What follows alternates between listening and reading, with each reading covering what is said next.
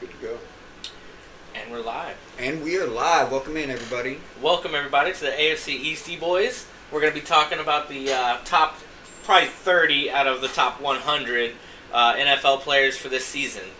Hopefully we get some of the good guys up in here worth talking about. If ESPN says that there's going to be a scumbag up there in the top 30, we might have to switch them around. We might have to move that and change that opinion. They do a lot of offense and defense in the top 10, at least that I saw.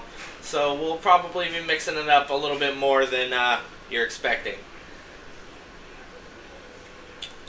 Cat in the Hat here. Yeah, I was going to say, I'm Charlie Waffles. This is Cat in the Hat. We're the AFC Eastie boys, and we're here to tell you about what we can for the fantasy and upcoming season for the NFL. First off, I want to get into a little bit of some of the news from around the league. News from around the league. What's been going on this week? Let's see. Ooh. Vikings Jordan Addison, charged with DUI, has October 7th hearing. Looks like he was doing a little driving under the influence of alcohol, driving with a .08 blood alcohol content after a West LA police officer found him asleep at the wheel of a white Rolls Royce that was blocking the lane of I-105 westbound near LA International Airport. He was cited at 11:36 p.m. and released at 1:36 a.m. the next day. Speaking to reporters when he arrived at training camp last month, Addison said he's been in a dark place, but added, "Whatever's out there for me, whatever comes with it, I'll own up to everything. Like, I feel like anything that comes on my way is meant to happen or is deserved." And that's a stand-up way of dealing with a problem like that. Obviously, issues that evolve outside of play are not something you can really, they're definitely something you can kind of control, but at the same time, accidents happen, mistakes are made. He's willing to own up to it and do whatever he's got to do to get back on the field. It's probably going to lead off with a couple of suspensions after the court date. He could face at least an NFL suspension for violating the rules regarding alcohol. The league's policy and program on substance abuse reads, "Absent aggravated circumstances, discipline for a first offense will be a suspension without pay of 3 regular or postseason games." So he could be out for the Vikings for the first 3 weeks. Easy. Ooh. I mean, does that affect them? I mean, I think it does affect them because they're most likely going to be out T.J. Hawkinson for the first couple weeks as well. Yeah, so that puts their offense that puts everything on Justin Jefferson and Aaron Jones and either Sam Darnold or rookie quarterback in J.J. McCarthy. So we've already went out and done some predictions, so this definitely would change some of those predictions that we did absolutely. Before.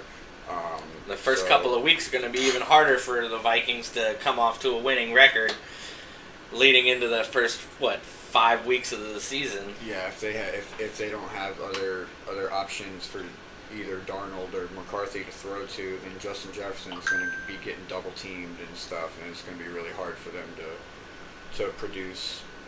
Because I don't think Aaron Jones is going to be that great for them, to be honest. Some other news around the league. Tua, Dolphins training camp. Dolphins have been doing really great in the training camp. Tua got his deal, and he has got a new vote of confidence in himself, and he's just leading the Dolphins to the promised land. I mean, he's gonna lead the Dolphins to the promised land. I don't know if it's going to be this year. This year is going to be a really tough road for any team that's not named Kansas City to make it to the promised land. Absolutely. But I have a lot of confidence in what the Dolphins are doing right now. They just made sure they locked up Tua for the next couple years. We signed him a 4-year deal, but we have the option of getting out of it after 2 years. We signed Jalen Waddle for 3 years. We just signed Tyreek Hill as well. Yeah, I was just going to say, I heard Tyreek Hill got his money. Contract. Yeah, he got his money. So basically, he re-signed for 3 years for $90 million. So it's basically $30 million a year he's going to be making annually. And then he's also $7 million signing bonus. So That's he money said in the bank. He said he wants to retire in Miami, so it's looking pretty good. Can you blame him though? The lifestyle, the bitches on the beach. Right. The man's having the time of his life down here. Yeah. Coming from Kansas City, where there's not really much to look at, corn and farmland. I mean, he could have been in a dynasty team, you know. That's true. That's true, but they couldn't afford to pay him at the time, and not what he was asking for. Not what he was asking for. But so I'm really glad with how the Dolphins are going. Like I said, this year may not be our year, but we definitely are probably going to be in the Super Bowl within the next 3 years. This is our window. We have a window, and it's wide fucking open right now. Your chance to take it. Good luck. How's Jets been looking? I say that with a chip on my shoulder. Oh, the fucking Jets! I really hope they don't get Devontae Adams, bro. The Jets are trying hard. We're pushing to try and pick up Devontae to add to Aaron Rodgers' weapons. That would be a fantastic pickup. Can't argue against that for anything. It would definitely make the Jets one of the scariest teams in the AFC. Straight up, it would immediately put us in the realm of Super Bowl contender. Like, don't get me wrong, we're shooting for the playoffs, thinking, you know, if we make it there, we can get by a couple of teams and maybe get to the Super Bowl. But at the same time, with the added Devontae Adams and Garrett Wilson on the other side, Breece Hall running the ball, and Aaron Rodgers deciding who to give it to in any play, the Jets definitely have a structure for success, and we'll hopefully see that pan out the way I want it to. Maybe not you, but that's okay. No, I mean, I totally get it. Aaron Rodgers isn't going to be around much longer, so like I said, our window's open. So if y'all end up taking the AFC East this year, whatever, I can live with that. It's not going to happen next year because you guys are going to be quarterbackless again. So we need another one of those. That's what we need. We got one. We need one. We need a refresher. No, we've already discussed this multiple times in other videos. You guys are more than welcome to go back through our feed. You can see where we've discussed it. Like the Jets, honestly, if they can stay healthy, they are probably gotta stay healthy. Got to though. They are probably the only team that could, in the AFC that could stop the Chiefs because like Aaron Rodgers, man, like people hate him because of his publicity and like what he does outside, but like the man can play some football and like that's really all that matters when we're talking about the NFL. It doesn't matter what he does 100%. In his personal life. So it's like when he's focused, he's on point and he's a top 10 quarterback guaranteed. The defense that they have can hold teams to 17 points. So literally, all you're doing is asking Rodgers to score 20 points a game, and you can literally win almost every game on your schedule. Absolutely, and sometimes you won't even have to do that because the defense could score points too. They choke you, bro. That defense is going to choke teams. So, anyways, enough about the Jets. Enough about the Jets. In other news across the NFL. The LA Rams wide receiver Puka Nacua is considered week to week after sustaining a knee injury on Sunday. One source, however, described his injury as not serious. He left the Rams joint practice with the Chargers on Sunday after getting up slowly during a team drill. After the practice, Coach Sean McVay said he wasn't sure what happened to Nacua, who in 2023 set rookie records for receptions, 105, and receiving yards, 1,486. The Rams are off Monday and will return to practice Tuesday. It's the latest injury in training camp for the Rams, who are dealing with injuries to 3/5 of their starting offensive line. Right tackle Rob Havenstein, ankle. Left guard Jonah Jackson, shoulder, are both considered week to week, and left tackle Alric Jackson is dealing with an ankle injury. In addition, cornerback Darius Williams has a hamstring injury. McVay said the team will take it a week at a time. It doesn't sound good for the Rams coming into preseason already with more than half of their offensive line just in shambles. Yeah, so I don't really think that. I mean, the offensive line obviously being in shambles, but like Matthew Stafford has been looking really good in the offseason. He's been putting a lot of work in. He looks the prime of his career right now. they have a lot of weapons over there. They just drafted a guy. I can't remember his name, but he's been looking really good in training camps. So like Puka Nakua being out for a week or two, I don't think it's really going to make a difference. But what will make a difference for somebody being out a week or two would be Justin Herbert. Yes. The Chargers, ironically, in the same Day? I think it was the same day. Yesterday? Can't find it. Yes, Justin Herbert also suffered an injury during training camp. He's also week to week, so that could push into the beginning of the season. Just depends. I don't know the details of the injury. Well, we'll get that to you shortly. But if that does push, into the regular season, that definitely changes some of our predictions from earlier, because we had the Chargers beating. I know we had the Chargers beating somebody in week 1. Whoa. This just into my knowledge. Apparently, the Miami Dolphins signed receiver Odell Beckham Jr. It's been a while. This offseason to be its third wide receiver. I did not know this. I was unaware Odell was going to be in Miami. It says here he is not the only candidate. Tight end Janu Smith is coming off a career year in 2023 with the Falcons, while running back A-Chain has notably worked on his receiving game throughout the offense. So they got a lot of options for Tua to throw that ball to now, other than just Waddle and Tyreek. Yeah. They got a couple of superstar names tossing around down there in Miami. Honestly, OBJ, I mean, he's okay. If he puts up 400 yards and 3 touchdowns, he did his job. I look at it as OBJ going to Miami is like a decoy out in the outfield. You know what I mean? Exactly. He goes running out there real fast, Tyreek on the other side, and it's like, yep, that's you better make a decision. Who you going to double team, Tyreek or Odell? Because, I mean, as much as, like, he has hands. OBJ. He's definitely got hands. He's going to put up some catches. Either way, exactly. So, but like I said, we're not going to utilize him as much as people think. He's not going to. You don't think he's going to fight Tyreek for the top spot as a receiver? No, I don't think so. If anybody were to do that, it would probably be Jalen Waddle. But we also have this new guy coming up, Jalen Wright, that we drafted this year, that looks really, really good. And I wouldn't be surprised if by week 4 he's our number 3 receiver. Putting Beckham on the bench after giving him money. On the bench, yep.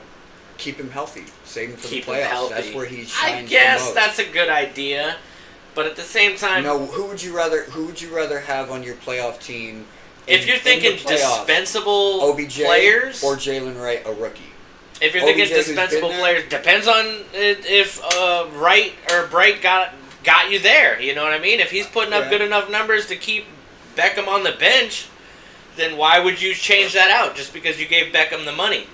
Just because he's got the name. Let the rookie make a name for himself, especially if he's doing that good. Yeah. If he's been doing good all season, why would you pull him at the playoffs just to let the guy that's been riding the bench all year? Which would be totally against what I would like anyways. Yeah, I can agree with you. Like, that's your opinions there. You want to see the rookie do great and continue through the playoffs and be like, ha, we didn't even need your ass. He'll be a lot cheaper next year than OBJ would.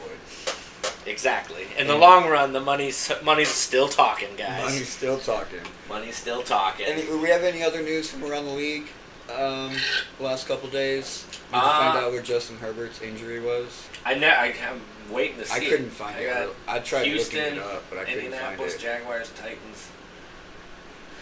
Here we go.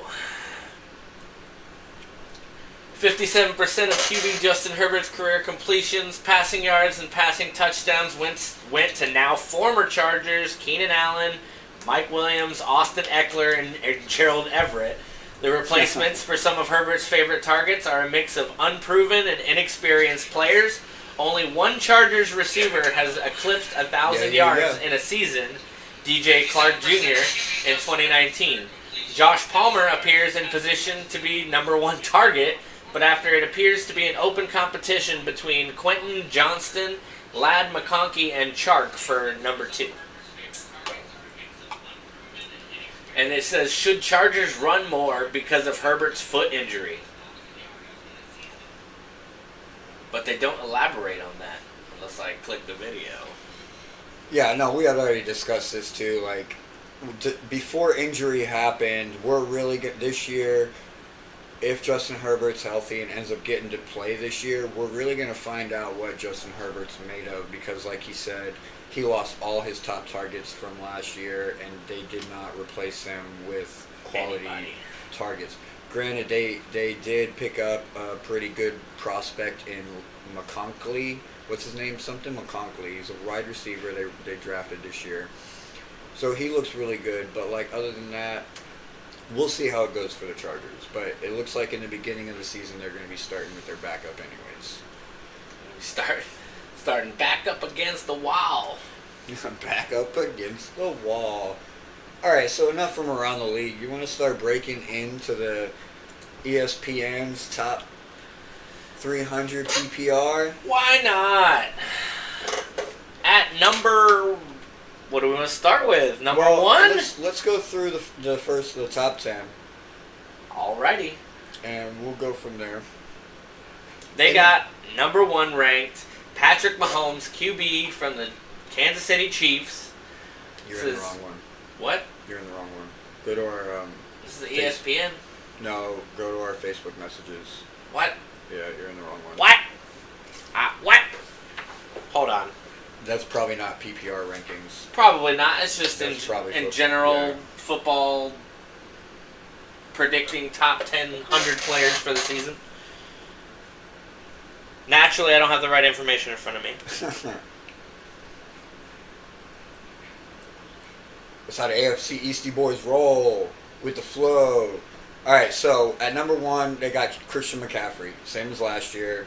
I don't know if I can argue with that too much. With his production is not going to change this year. It's just not. Do you think it's going to change? Christian McCaffrey? No. I think he's going to get great numbers. He's going to be in the receiving and the rushing category. Yep. His yards from scrimmage are going to be ridiculous. You think he's going to do better this year than he did last year? What was his stats from last year? Give me 1 second and I'll pull them up. God dang it. Got to sign into all these 1,000 things to just get information. I don't care. Send the email. Yes, it's me. Continue. It's me trying to get onto Google. Okay, Jesus Christ. Alright, so let's go here. Let's look at players.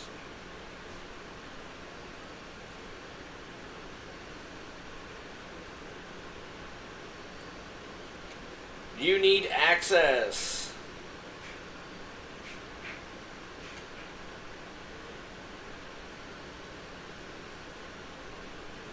I don't have access to the document, sir. I can't even look at it. Oh, really? Yeah, I sent you a request for access to the document, but I don't know. That's weird. Yeah, it's kind of stupid. That was just like a regular downloaded document that I grabbed. Anyway, let's see if we can find it on here. PPR rating. Let's just type that into the browser and see what comes up.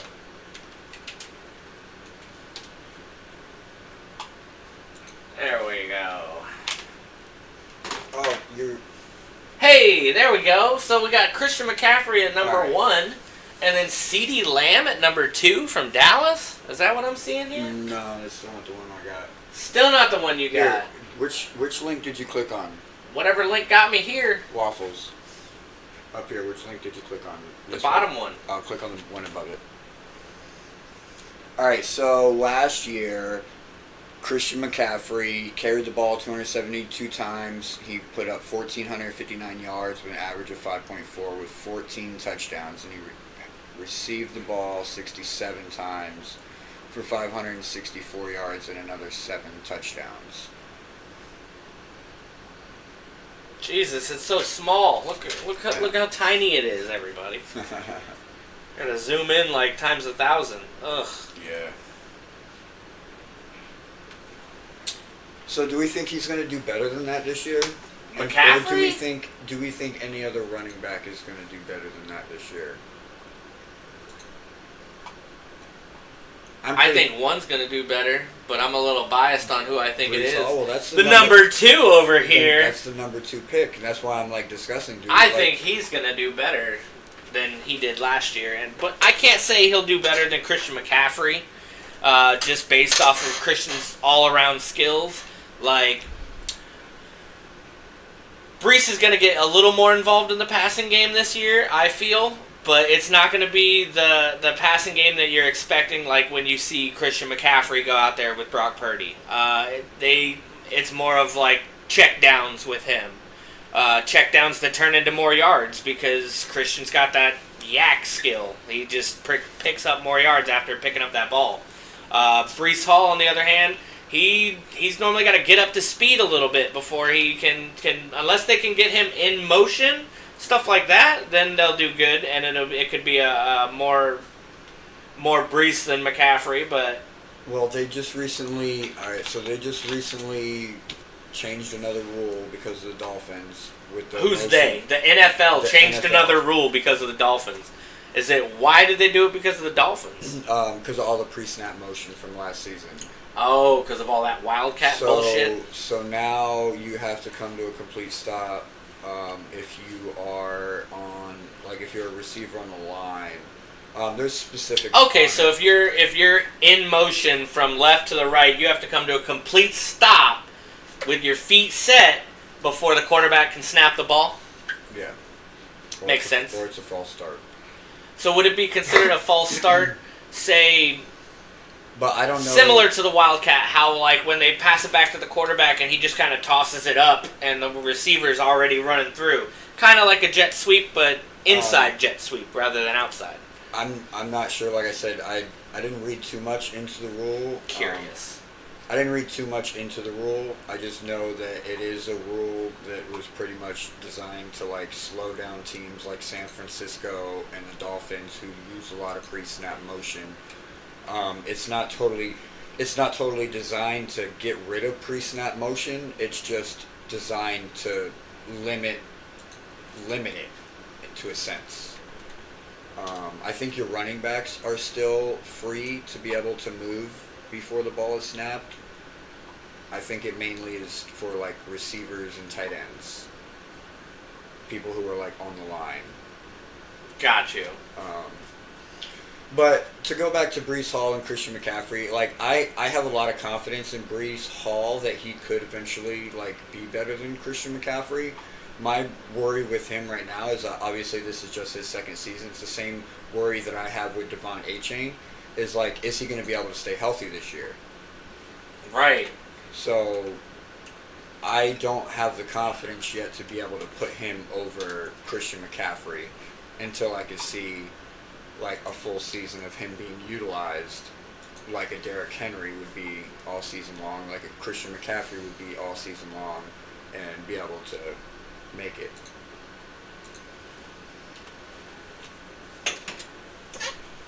Alright, so number 3, because we already talked about number 2 and 1 being almost interchangeable at some degree. They got Bijan Robinson in Atlanta. So that's the top 3 positions, all by running backs. All by running backs. And you got to think that's got to be because they can both rush and receive. So they're like almost like a dual threat for fantasy. And this is a PPR ranking, so it's like points per reception. So like that adds value to your running backs that are also receivers. Pass catchers, yeah. So yeah, no, I'm totally agree with that. Kirk Cousins over there in Atlanta, I'm already confident that Kirk Cousins and the Atlanta Falcons are going to do pretty well this year. Kirk Cousins utilizes his running backs, he utilizes his tight ends, so he's going to bring Kyle Pitts back. He's going to make Bijan Robinson look pretty good. I'm comfortable with that pick there, like number 3. CeeDee Lamb at number 4. I think he's going to be. It's either going to be CeeDee Lamb or Stephon Diggs as the number 1 wide receiver this year. Those are my thinking. But I would pick CeeDee Lamb over Stephon Diggs for the simple fact that CeeDee Lamb is now the number 1 target over there in Dallas. Like, yes, they have Jake Ferguson, the tight end, but they got rid of Michael Gallup. They got rid of Tony Pollard. So, like, CeeDee Lamb is number one target over there. As far as Dallas is concerned, with Dak Prescott, and Dak Prescott is his contract isn't signed yet. So if they don't get his contract signed by the start of season, he's going to ball out because he wants $60+ million a year.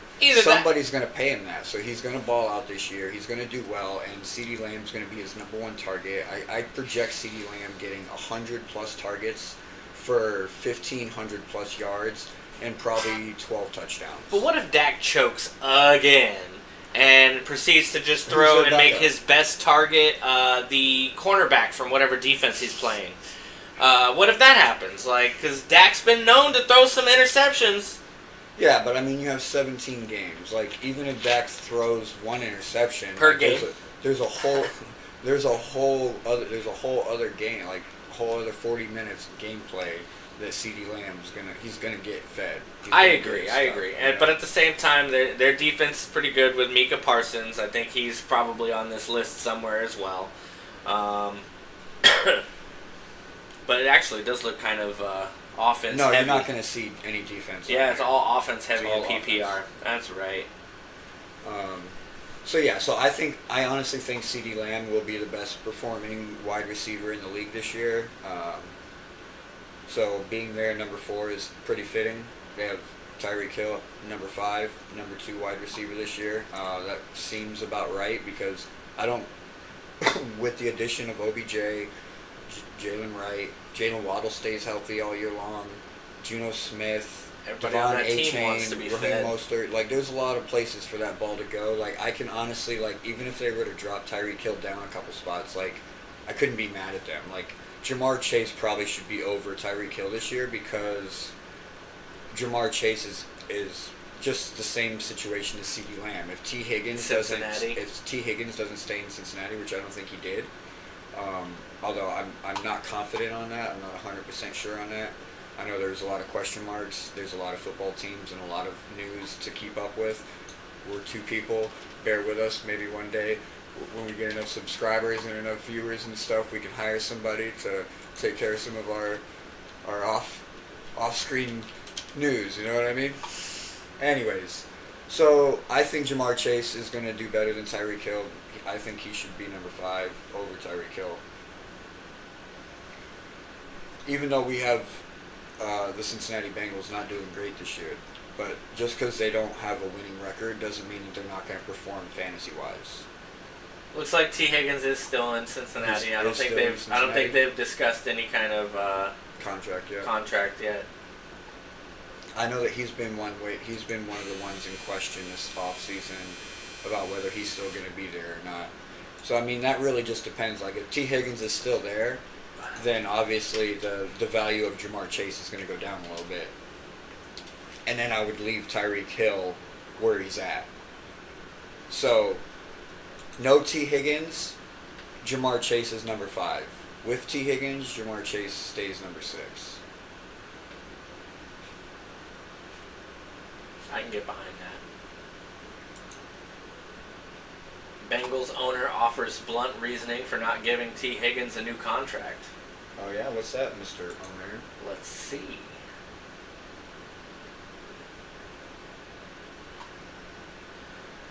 With the Cincinnati Bengals entering the 2024 season with their core playmakers in place as quarterback Joe Burrow is healed up and receivers Jamar Chase and T. Higgins are ready to form a dynamic duo of pass-catching skills, the Bengal owners shut down the idea of Jamar Chase extension this offseason. Ooh, huh. The Bengals nearly lost Higgins, who is angling to get a new contract in place, though Higgins played hardball with the team, attempting to strong-arm the organization into a new deal. They did not budge. Higgins instead signed his franchise tag, which will pay him a guaranteed $23 million this season. Bengals owner Mike Brown offered some insight onto why the team was not willing to give Higgins a new contract, and his blunt reasoning could spell trouble for someone like Chase down the line. The pie is not going to grow.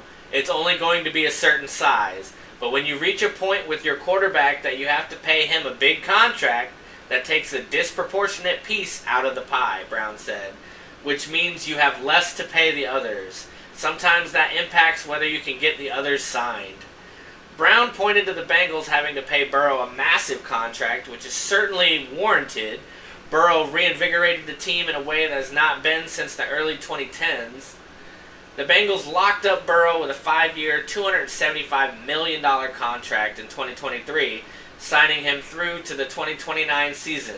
This contract has led to Brown being a bit more frugal about other players on the roster. You can't just pay people willy-nilly. You're restricted on how much you can pay, and we really like T. Higgins. We would wish to sign him, but it has to be at a certain level to fit with the cap, or it can't be done, Brown added. Higgins has reached 1,000 yards in 2 of his first 4 seasons. During his rookie season in 2020, he nearly hit the 1,000-yard mark with 908. He was limited with injuries in 2023, but still secured 656 yards in 12 games. There's no telling what kind of production he could have with a full season. Even with the injuries in 2023, Higgins has still proven himself to be a solid wide receiver. Unfortunately, Brown appears to see him as a cap casualty than someone who should be signed long-term. What makes Brown's comments a bit concerning is what the team plans to do if they have to offer Chase a new contract. Chase has been out of one of the best receivers in the game and is still playing in his rookie contract. He's secured over 1,200 yards in each of his first 3 seasons in the NFL. The Bengals will need to ensure they can pay Burrow and Chase, otherwise the offensive attack for the team will face a severe downgrade. So they could lose both of them if they keep wanting more money. And see, that's always the root of all evil with this NFL thing too, is more money. Everybody wants more money. Next year, the quarterback cap's going to have to get raised because somebody got $60 million. And this guy, I'm just as good as him. I want $60 million. All right, but we're going to have to take all your receivers that we're getting paid and trade them to other teams so that you can get your $60 million and you'll have nobody to throw the ball to and you'll proceed to lose every season. Yep. No, that was one. Don't be greedy, quarterbacks. That was one of the good things, like, honestly, like I say about Tom Brady back in his time. Is he would take pay cuts. He would take pay cuts to ensure that his team was solid. Like, you know, as much as being a Dolphin fan, you got to hate the guy. He wasn't selfish. He was not selfish. He was a great leader. Like, he wanted to win. He knew how to win, and he fucking won. We need more Bradys in football. Yes. Yeah, we do. Yes, we do. And, like, I think that's kind of like how Patrick Mahomes is becoming. You know, like, there's a lot of people trying to, like, edge on Patrick Mahomes, I've noticed, like, thinking, like, why isn't he, like, crying for more money and stuff? Because if anybody should be getting paid $60 million, it should be Patrick Mahomes. I can't disagree with that at all. Patrick Mahomes deserves that money, but at the same time, he doesn't want it because he knows, he understands it's a team mentality. Yeah. You got to take the hits so that you can pay your boys to protect you. You know what I'm saying? Take the hit to your wallet, and guess what? You hit the ground less. Because, like, think about it. You win a Super Bowl, like, you're going to make more money later on in your career from endorsements, from absolutely. Like, all kinds of other revenues. Like, you're not that $30 million. He's got that State Farm money. He doesn't need the NFL to pay him. Exactly. So, give and take. Give and take. Give and take. So let's move on. We've been. We took a while on that one. Sorry. That's all right. So they have at number 7. They have Amon-Ra St. Brown, and then they have Justin Jefferson, number 8. So Detroit and the Vikings, Minnesota. I don't know. I mean, I could see Jefferson dropping down a little farther, honestly, because he's got Darnold or whoever McCarthy throwing them the ball, and that's a little lackluster. I think he'll still put up a 1,000-yard season, but I don't think he's going to break the 1,500 that or what was it, 1,800 to 2,000 that he was expecting to get. Yeah, no, I mean, it really just depends on how well J.J. McCarthy ends up performing later in the season, because even if they do start Sam Darnold, which it's looking like I predicted in the beginning, I'm pretty sure J.J. McCarthy is going to start week 1, because that's the way it's starting to look through training camp. Through training camp, Like, it's looking like J.J. McCarthy is going to be starting week 1. Gonna take that job. Going to take that job for sure. So, we'll see how it goes. It can either be good or it can either be bad. We don't know how J.J. McCarthy is actually going to perform when it comes to actual real play. You know, it's only been training, and you're playing against your own team. So at the same time, like, they're not giving you 100% of their force, or they're not giving you 100% because they don't want to hurt you. Yeah. At the end of the day, like, it would suck being the defensive lineman that just breaks your rookie quarterback's leg because you, like, got to hit him a little rough in practice. You know what I mean? Yeah, I could see that. So it's like, yeah, he's looking good now, but it's like not everybody's giving it their all. So what's it going to look like when you got a team that's giving you 110% on the other side? They want to break your leg. They want to break it. Exactly. So I don't have a lot of confidence in Justin Jefferson this year. Yes, he's going to be good. Yes, you should draft him. I'm not saying don't draft him. I am. I'm just saying he's not a number 1 pick anymore. He shouldn't be in the first round. But they have him here in the first round, going at number 8. I honestly probably would move him down. I can't put Puka Nacua up there now because he got injured. Yep, he because his foot and his leg injury. That's going to cut into his... It'll definitely cut into the people that draft him the first week, because Yeah. they'll be like, hey, I want points this week, not 4 weeks into the season. Well, I mean, it's still good to draft a guy like that because you know that, like, he is going to produce at some point. It's just like, oh, can I, like, you have to draft other people to make sure. Yeah, exactly. You don't want cover. your team to be full of sleepers that you don't know when you're actually going to set it off. You want your team to be, pretty formidable the entire season from week 1 to week 18. I think Detroit's going to perform well this year, just like they did last year. I'm on Ross St. Brown. It's a good spot for him, number 7. Jonathan Taylor, Indianapolis Colts, Anthony Richardson. I would put Saquon Barkley over him. Even though Barkley's getting himself into a new situation in Philly? Yeah, but I think this situation in Philly where Saquon Barkley went is perfect for him. It is the perfect system for Saquon Barkley. You have Jalen Hurts who can run the ball. They have the tush push. You have Devontae Adams and A.J. Brown. I mean, they have a good offensive line. I think this is a perfect system for Saquon Barkley because if you look back at how the Eagles ran a couple years ago, they were definitely a run-heavy team. With Miles Sanders? They were good. They were a good running team.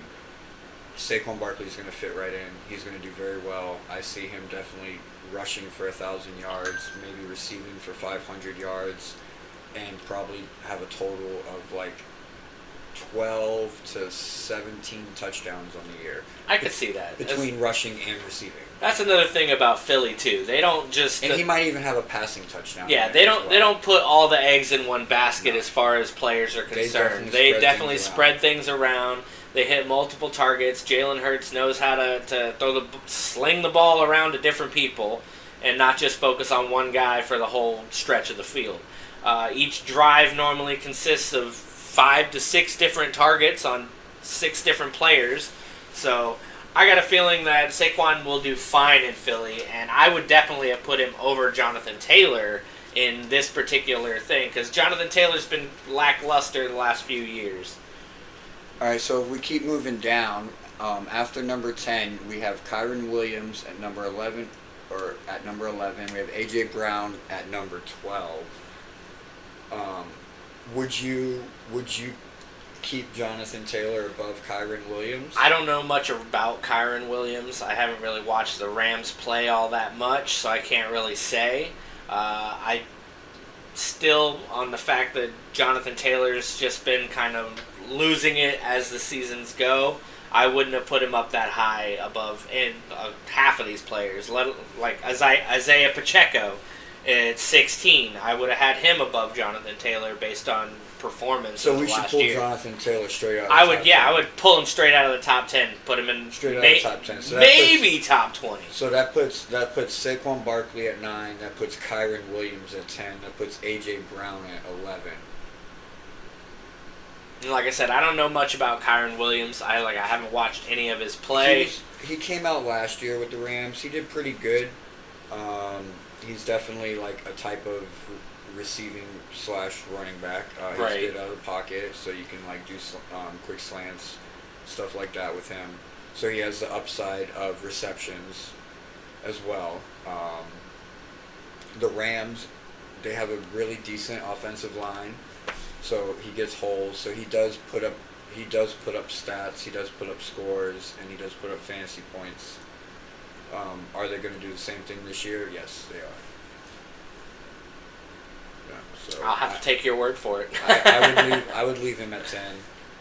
Because, like I said, he's a running back and he's got the upside. The dual potential. AJ Brown at 11, that makes sense to me. He's going to put up numbers. He's now going to put up more numbers than Puka Nacua because Puka Nacua is going to miss a week With or the two. injury, yeah, he's going to miss at least 2 to 3 weeks. So depending. for me, that would move Garrett Wilson and Jahmyr Gibbs above Puka Nacua. Puka Nacua would probably drop down to 15. Upside down. Which would also put Isaiah upside down. Pacheco above Puka Nacua. But I think that's where I would stop. Yeah, you'd probably drop him down to what, 15, 16? It would be 15, yeah, because we dropped Jonathan Taylor out. Completely. And in my opinion, I would put Jonathan Taylor where Isaiah Pacheco is. Okay, around 16. Yeah. So basically just like drop Jonathan Taylor to 16 and move everybody else up. And then Puka Nacua down to 15. And that's what it would look like. I hope all you guys can follow. I have it on the screen. I hope all you guys are following along. Good luck. Don't worry. When I go through and I do all the video edits, I'll put everything next to each other. So you'll have to look out for that video for when that video drops. So then after 16 is Jonathan Taylor. We have Chris Olave, Devontae Adams, Michael Pittman Jr., and Mike Evans to round out the top 20. In my opinion, this year, out of All those wide receivers, Mike Evans should be the next receiver in line. So he would be at number 17, in my opinion. Chris Olave, I mean, I don't have a lot of confidence in the Saints or the Raiders this year for Devontae Adams. I would move Michael Pittman up as well. If Devontae Adams somehow makes it to the Jets at any point during the season, his value is going to skyrocket. Could you imagine that mid-season Oh fucking my trade just like, oh, right before the Dolphins game, let me just pick up Devontae Adams, we're going to take him down to Miami, we're going to have a party on Saturday, and then we're going to go play some football on Sunday, and then, we'll probably just, bench him for the rest of the season until the next Dolphins game, just to bring him out for the Dolphins game. As a Jet, baby, let's go. I would hate that. So He would hate that. That's the best part. He's already talking about flags all day on this shit. It's gonna be a situation. It's gonna be a situation where the Philly in the Philadelphia game from last year, where the Philadelphia didn't have any fucking penalties, bro. We had like 20 of them. Bitches. 20 penalties. They didn't Jesus. have any penalties. They pushed 6 times to victory. Hey man, if you could pull off a 1-yard gain with no penalties, you only got to do that 10 times. All right, so for me, a first down. So for me, I would have Mike Evans at 17. No, yeah, 17. 17. Michael Pittman at 18. Devontae Adams, if he stays in Oakland all year long, like even though he would be the number 1 target in Oakland, period, The only person there to get thrown to. I still don't have enough confidence to even have him in my top 20. As an Oakland fan, you should be trying to just cry every day and be sad. But all right, I was talking about the Raiders to a guy the other day, and like we were talking about, like the Raiders have a good defense. So like you're not going to be up. Yes, they do. They have really good defense. They have Max Crosby. They just signed Christian Wilkins. Okay, yeah. So they have a good defense. They have a pretty solid defense. They have Christian Wilkins, wasn't he a Dolphin? And he wanted too much money. Hey, he wanted more money, just like Tua. If we would have paid Christian Wilkins, we wouldn't have been able to pay Tyreek or Tua. So I think that was a good move. Yeah, I guess so. Don't worry about the big guy that's guarding everybody. Just worry about the 2 guys that are out there trying to score points. Well, he's not guarding. He was defense. And we drafted pieces to replace him. Okay. You know, How many it's like pieces did it take? How many pieces did it take to replace him? I mean, I don't even know if we did replace him yet, but well, okay. So we signed Shaq Barrett, and then he ended up retiring. Oh, good job. Good job. So we went out and we picked up Emmanuel Ogbach. He was with Okay. us before, so That's he's good. He's decent. He one doesn't and a replace half. him. We drafted Chop Robinson, That's 3 minus 1. so I mean we'll be all right. So Stop you got counting. it took, and we'll stop counting. Exactly. So that just proves my point. They have a really good defense, so they're Yes. gonna hold teams to really low numbers as far as points go. You're not gonna, unless you're Kansas City or the Miami Dolphins, you're not gonna put up 30 plus points against them. 42 plus points. Yeah, so like they're gonna hold teams to low numbers. So like they could end up winning some games because they really only got to put up a couple scores. So even if they go and get five field goals, and they hold their opponent to 13 points, they win by 2 points. You know what I mean? It'd be a 15-13 score. Yeah. You know? That's I mean, a lot of like, field goals. It's a lot of field goals. But It's a lot of field goals, but points are points. If they can hold their opponents to 13, they can win their game that way. You know, get one touchdown and the rest field goals. Who knows? They have a good defense. Anything is possible. That's how they're going to win their games. So that rounds out the top 20. And that was without even hitting Derrick Henry. Yeah. Well, I mean, he went to Baltimore. Yeah. His utilization is going to go down a lot. Same with Joe Mixon going to Houston. His utilization is going to go up. He went down to 26 from last year. Let me scroll down for you guys so you can see. All right, so now we're at 20. Travis Kelce became the number 2 tight end. Yeah, Sam Laporta.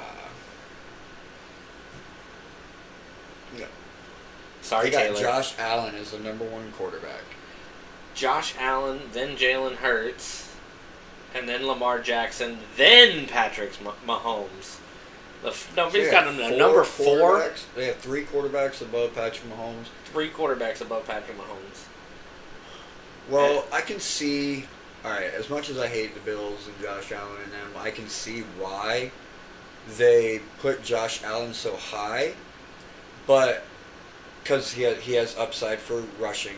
Yeah, he's got a lot of rushing touchdowns. Like he gets a lot of rushing touchdowns, but he throws a lot of interceptions. Most in the league for quarterbacks, I believe, last year. That takes away points from that. So I don't know why they would have Josh Allen above Jalen Hurts because they're very similar. Yeah, they both rush. Jalen Hurts throws less interceptions. Less interceptions. So he's going to end up overall scoring you more points throughout the season. Honestly this year, so if we break it down to the quarterbacks, I would have Lamar Jackson as the number 1. That would be my opinion. And then he's not down. He's number 3 quarterback and the 44th pick. I would have Lamar Jackson as the number 1 quarterback. He's probably going to be the number 1 quarterback this year. I definitely see him going for the MVP Again. for the season because he's got a lot to prove, and he's probably so mad at himself for last year. Well, it's like go back to the Derrick Henry edition. It's just going to free him up. You know what I mean? Having Derrick Henry there, a guy like Derrick Henry, is just going to free Lamar Jackson's plays up. Yeah, because he's not going to be worried about getting fucking sacked with a guy like Derrick Henry right next to him, you know? Derrick Henry can take care of any block that's going to come that way, I can guarantee that. Yeah, for sure. And even that, he'd be a good distraction. So. Oh yeah, a good second option in the backfield for sure. So I would definitely, in my opinion, I think the best quarterback that's going to get you the most fantasy points this year would be Lamar Jackson. Lamar Jackson. And then Jalen Hurts. And then Josh Allen. LJ from Baltimore. And then Patrick Mahomes. And I say that because, like, Patrick Mahomes doesn't get a lot of rushing touchdowns, so you don't have a lot of that added. Patrick Mahomes doesn't get a lot of rushing anything. Like, he doesn't have to, though. Because he's smart enough to know when to throw that ball. Exactly. So that's what hurts Patrick Mahomes when it comes to fantasy points. Like, he's very consistent. He's definitely the greatest quarterback that's playing at the moment. 2-3 scores a game. Um, it's just you don't Hard have, to beat. You don't have the rushing touchdown upside, and you don't have that upside. I feel like teams are going to have to get in his head and mess with like what he thinks is going to be going on the field, as opposed to there's going to be a lot of like spies, a lot of like just distractions to try and get him to think that somebody's open and then them not be open when he goes to throw the ball. What teams are going to have to do is they're going to have to learn how to change coverage after the snap. Yes, they're gonna have to go from man to. Like they're gonna have to design their defense to look a certain way pre-snap, and then know that like this defensive play is supposed to look like this, but as snap happens, it turns into this, and that's how people are gonna have to get past him. Yeah. Because you gotta confuse him. It's like you're saying. Make him think he's thrown into zone when it's really man-to-man after the fact, after the snap. After it's too late. Yeah, exactly. When it's too late for him to realize. But then again, the dude's smart. He's not gonna. He'll throw the ball away. Yeah. And make your reset. He's definitely the best. And then he'll remember that play because he'll be like, man, I had to throw the ball away that time. I don't want to do that again.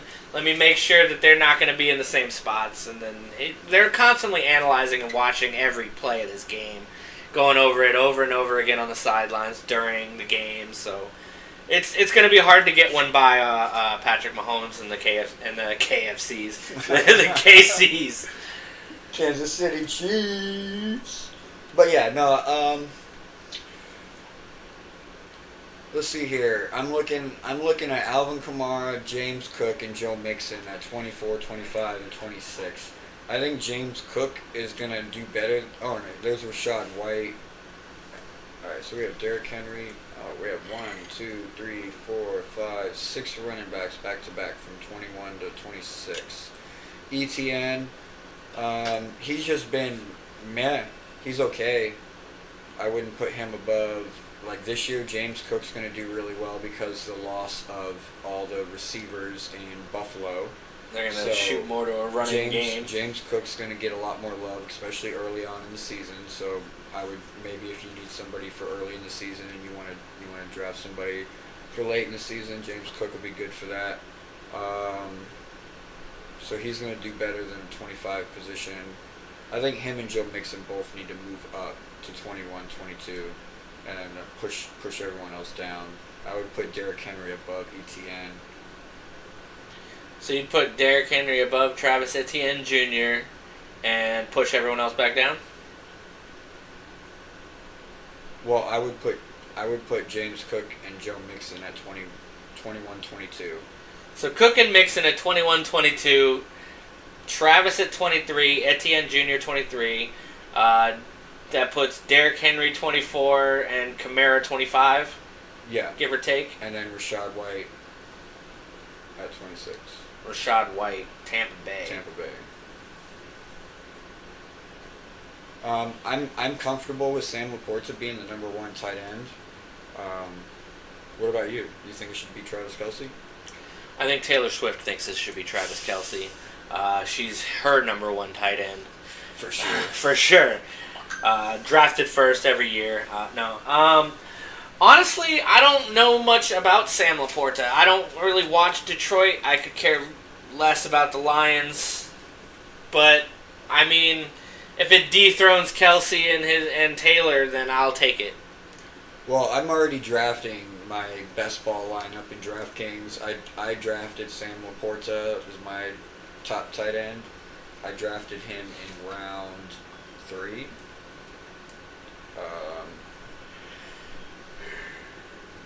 That's something we can do real quick. I'm currently in a draft, so we'll go through it and can tell you who went when. So let's go back. We're currently in round 7 right now, so we can go through the first 6 rounds. We'll call it a quick end to our top 30 because that's our top 30 right there with Josh Allen, Jalen Hurts rounding out the top 30 for the first and second quarterbacks, which we think are going to switch the other way around. All right. So currently in one of the leagues that we're drafting, so they went. I was third pick, snake draft obviously. So pick one Christian McCaffrey, pick two C.D. Lamb, pick three Tyreek Hill, four Justin Jefferson, five Brees Hall, six St. Brown. I'm on Raw. Seven Bijan Robinson, eight Jamar Chase, nine Puka Nakua. They drafted him before he got injured. A.J. Brown at 10, Marvin Harrison Jr. at 11. That was another name that we didn't even talk about. That wasn't high enough up here that could be potentially in. What was the name? I'm sorry, I was kind Marvin of zoned Harrison out. Jr. Okay. Drafted to the Cardinals. It's kind of hit or miss because he's over there in Arizona with Kyler Murray throwing the ball to him, but he's Marvin Harrison's son, so it's like if he's half the player that Marvin Harrison was, it doesn't matter who's throwing the ball to him. Yeah, but that's unguaranteed too. Exactly. So Marvin Harrison drafted at pick 11, and then to finish out round 1, Garrett Wilson at pick 12. Starting round 2, Nico Collins was pick 13, Jahmyr Gibbs 14, Drake London 15. I think that was a little bit high for him. 16 for Jonathan Taylor. Again, I think that was probably a little bit high, but everybody drafts differently. So was the person doing the draft, so hey. 17, Chris Olave. 18, Devontae Adams. 19, Jalen Waddle. 20, Saquon Barkley. 21, Derrick Henry. 22, Devon Achane. Just me. Just me. 23, Deebo Samuel. 24, to round out round 2, Devontae Smith. And then round 3, you got Malik Neighbors at 25, Brandon Ayuk at 26, Laporta at 27, and now he's got a question mark next to him. Can you look that up real quick while I'm doing Who? this? Sam Laporta. That had to have happened today or yesterday. 28, Mike Evans. 29, Michael Pittman Jr. That's a good spot for him. That's about right where we were at when we put him. You have Cooper Kupp there at 30, Kyron Williams at 31, DK Metcalf 32, DJ Moore 33, Travis Kelce 34. So he was the second tight end off the board, and that was in round 3. Okay, so I drafted Laporta first in round 3, and then somebody drafted Kelce, and then pick 35, Josh Allen. He was the first quarterback off the board. 36, Zay Flowers. So the start of round 4, you have Lamar Jackson at pick 37. So Lamar Jackson was the second pick off the board, and that happened in round 4. Then you have ETN Jr., then Pacheco, then Josh Jacobs, then Stephon Diggs at 41, George Pickens at 42, Christian Kirk at 43, Amari Cooper at 44. 45 is Trey McBride, so he was the third tight end off the board in round 4. Then you got Joe Mixon, and then Jalen Hurts, the third quarterback off the board at 47. James Cook at 48.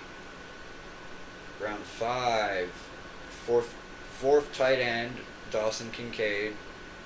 Then Tank Dell, Keenan Allen, Alvin Kamara, Rashad White at 53.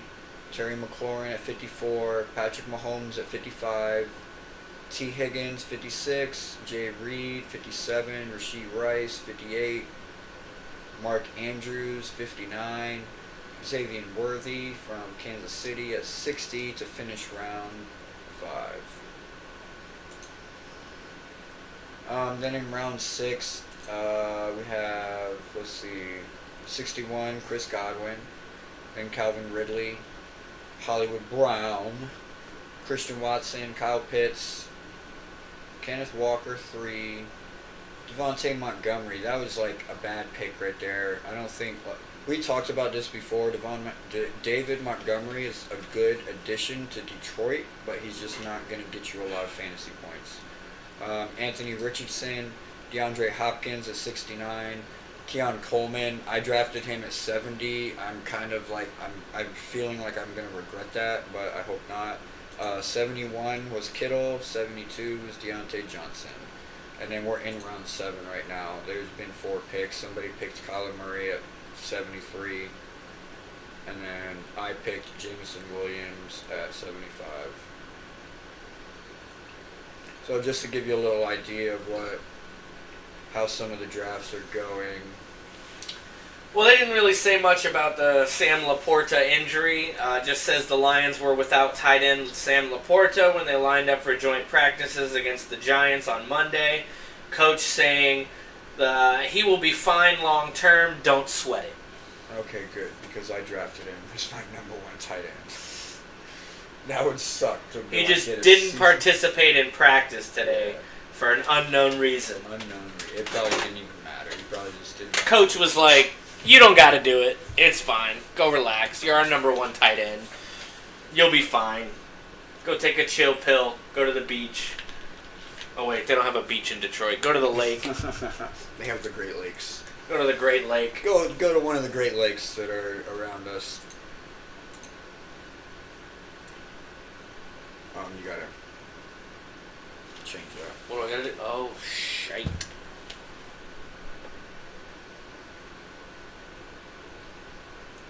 I could have swore we had way more videos than that. I guess we only got like an hour worth of videos. That's what it seems like, yeah, because I was about an hour right there in 8 minutes. Yeah. So, hey, look, you guys can go check out all our videos. You can literally watch every video we've posted so far in about 3 hours. Less than that. Well, actually, yeah, because if you go back and watch the other live because our other live stream was about a 2-hour video, so almost 2 hours. Yeah. Tag it all together, that's 3 hours. Plus this, that gives you 4 hours of viewing footage. Enjoy it. Yeah, so we're going to be having football starting soon. Right now, teams are starting joint practices. Joint practices. So we're joint practice. We're like a month away from NFL kickoff.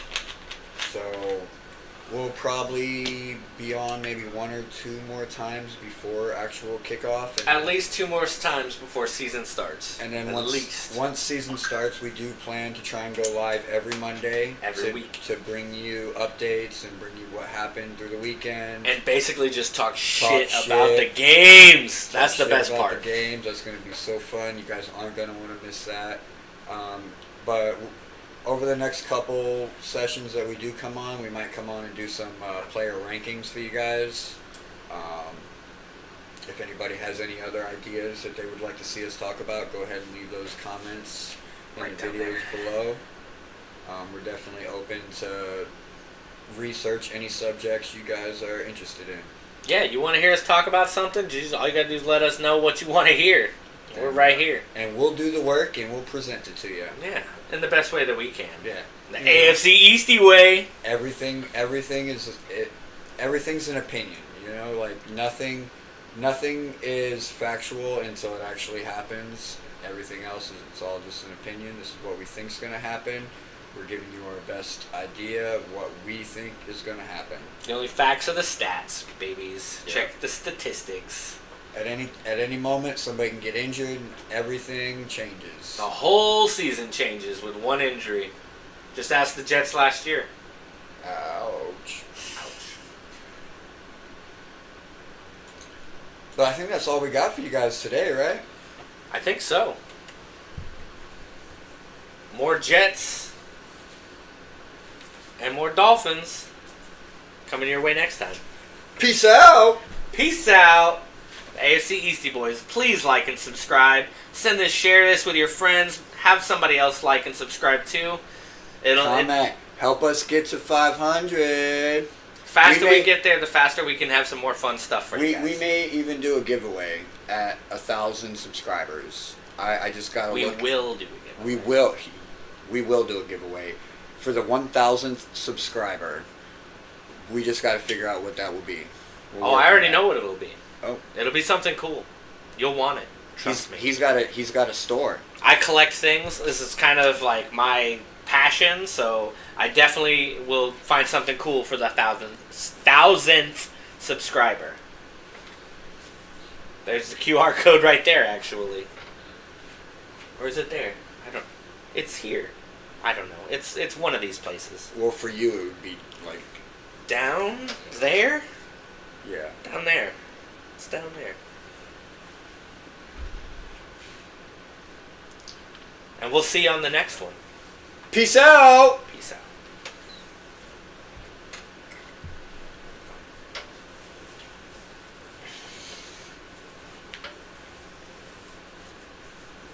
Let everybody try and scan that QR code there.